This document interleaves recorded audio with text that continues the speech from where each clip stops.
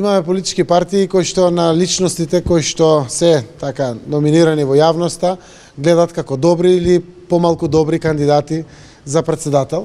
Гледам дека не постои некое големо разграничување на партиски и надпартиски, повеќе се изјаснуваат за самите личности, но тоа се само мислење на лидери на партии. Сите тие знаете дека, вклучително и ние, ќе се вратиме во органите и телата на политичките партии, каде што со длабински анализи, веројатно со одговорноста како тоа граѓаните ни испраќаат пораки преку анкетите кои што ги имаме направено, ќе значи процесот на оформување на мислењето.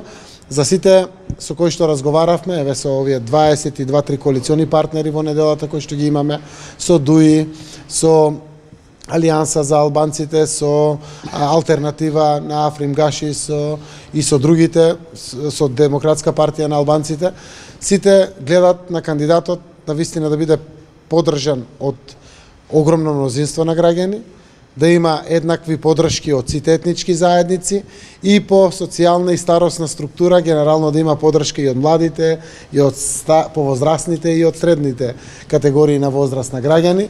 Важни им се сите тие аспекти, заради тоа што сепак веројатно си имат своји стандардни поддржувачи, си имат свое членство, за кое што е важно да изнедрат и мотивација за самата поддршка на претседателските избори. Рано е да кажеме од прилика за имиња.